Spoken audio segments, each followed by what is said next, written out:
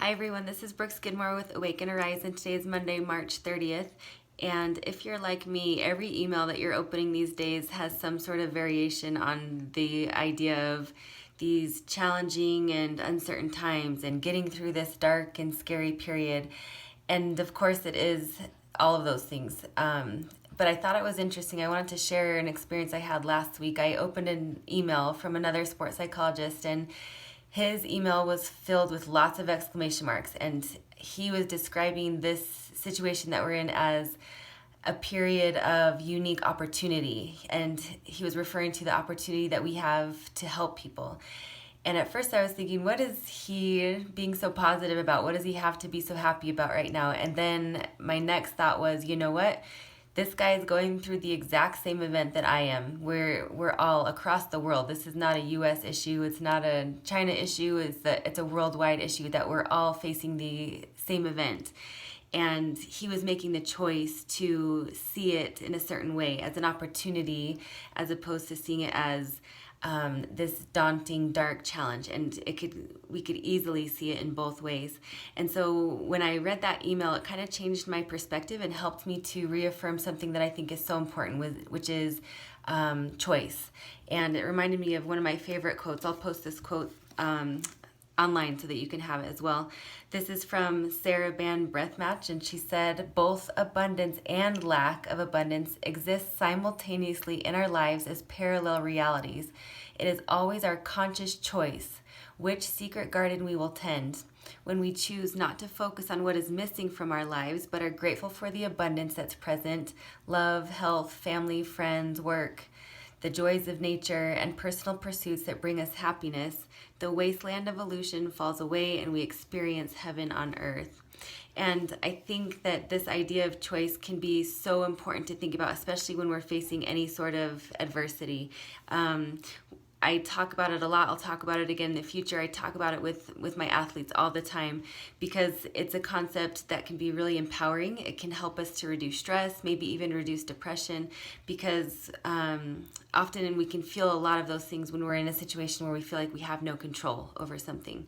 So in that same vein, I like to talk with my athletes a lot about focusing on the things we do have in our control. So for example, right now with the coronavirus, I'm trying to focus more on the things that I do have in my control. Maybe I'm trying to focus on helping other people more than just worrying about my own problems, which I need to do more of, thinking about other people. We can also use this time, this extra time that a lot of us have right now, to do those things that we keep pushing off to that non-existent day when I will finally have the time. Maybe you're like me and you're making the choice to spend this whole time not shaving your legs. Is that too much information? Well, it's true. I've decided to try not to shave my legs for the entire duration of this stay-at-home order. So tell your friends, it's a great way to save money on shaving cream. But we have lots of choices still, right? It feels like all of these things are taken away from me. I can't see my friends, my family. I can't leave my house. I'm not able to do certain things. But I still have lots of choices.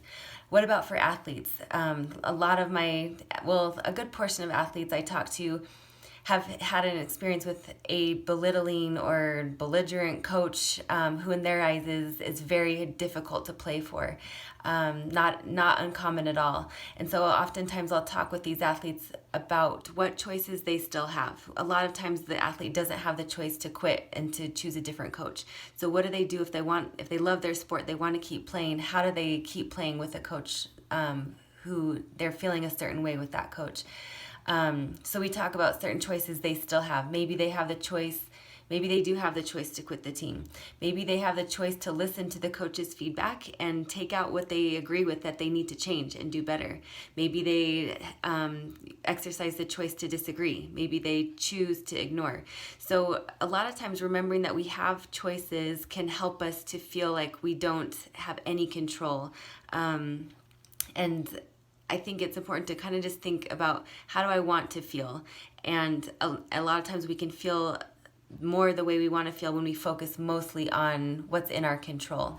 So this month, as we're leaving this topic of behavior change and sticking with our goals and being successful in our goals, I just want to finish with one last concept, and that is that A lot of us are working towards that characteristic of perseverance. Even when things are challenging, even when things are hard in sport, in life, I want to have that character trait of persevering. And keep in mind that perseverance does not mean perfection. You guys, we're low budget right now. Times are tough, okay? So that's why you're seeing this note card. But perseverance does not mean it looks perfect, it looks smooth all the time. So keep that in mind with your goals, with things that you're working on right now, even during this time when things might not look like they usually look like for you. Perseverance doesn't mean it looks perfect all the time. Perseverance means I just keep trying. I just keep trying to do my best, even and especially when I'm not doing things exactly the way that I should be or envisioned things looking like. I just keep trying. So looking forward to this coming week and seeing how we can maximize our time and opportunities this week. Thanks, everyone.